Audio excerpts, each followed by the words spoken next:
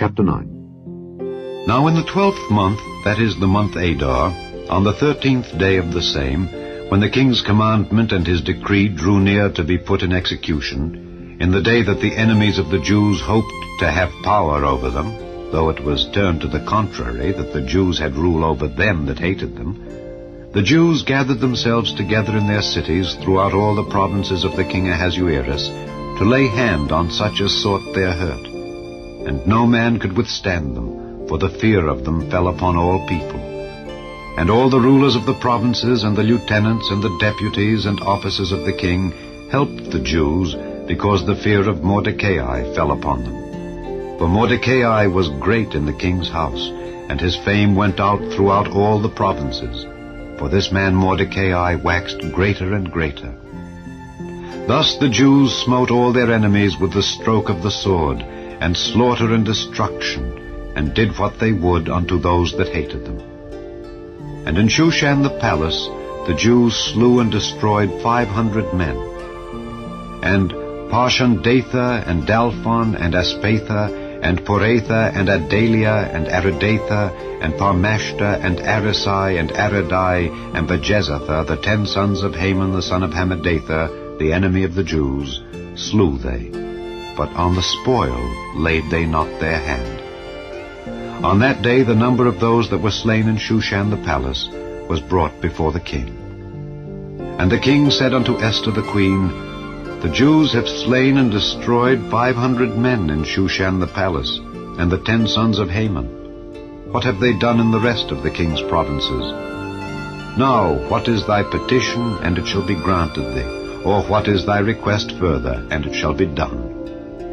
Then said Esther, If it please the king, let it be granted to the Jews which are in Shushan to do tomorrow also according unto this day's decree, and let Haman's 10 sons be hanged upon the gallows.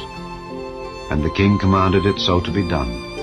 And the decree was given at Shushan, and they hanged Haman's 10 sons. For the Jews that were in Shushan gathered themselves together on the 14th day also of the month Adar, and slew 300 men at Shushan. But on the prey they laid not their hand. But the other Jews that were in the king's provinces gathered themselves together, and stood for their lives, and had rest from their enemies, and slew of their foes 75,000. But they laid not their hands on the prey on the 13th day of the month Adar. And on the 14th day of the same rested they, and made it a day of feasting and gladness.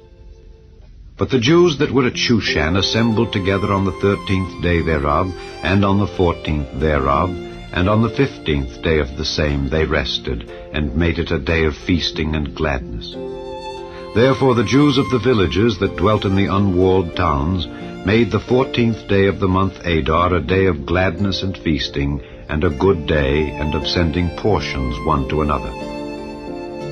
And Mordecai wrote these things, and sent letters unto all the Jews that were in all the provinces of the king Ahasuerus, both nigh and far, to stablish this among them, that they should keep the 14th day of the month Adar, and the 15th day of the same yearly, as the days wherein the Jews rested from their enemies, and the month which was turned unto them from sorrow to joy, and from mourning into a good day, that they should make them days of feasting and joy, and of sending portions one to another, and gifts to the poor.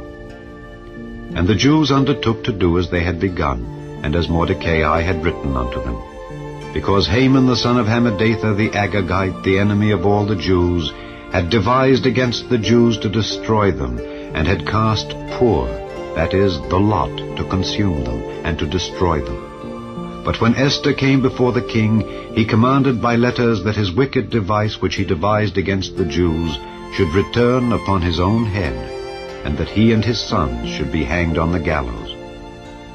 Wherefore they called these days Purim, after the name of Pur. Therefore for all the words of this letter, and of that which they had seen concerning this matter, and which had come unto them, the Jews ordained and took upon them, and upon their seed, and upon all such as joined themselves unto them, so as it should not fail, that they would keep these 2 days according to their writing, and according to their appointed time every year, and that these days should be remembered and kept throughout every generation, every family, every province, and every city, and that these days of Purim should not fail from among the Jews, nor the memorial of them perish from their seed.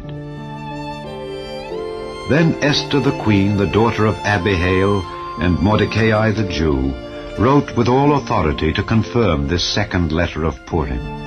And he sent the letters unto all the Jews to the 127 provinces of the kingdom of Ahasuerus, with words of peace and truth, to confirm these days of Purim in their times appointed, according as Mordecai the Jew and Esther the queen had enjoined them, and as they had decreed for themselves and for their seed the matters of the fastings and their cry.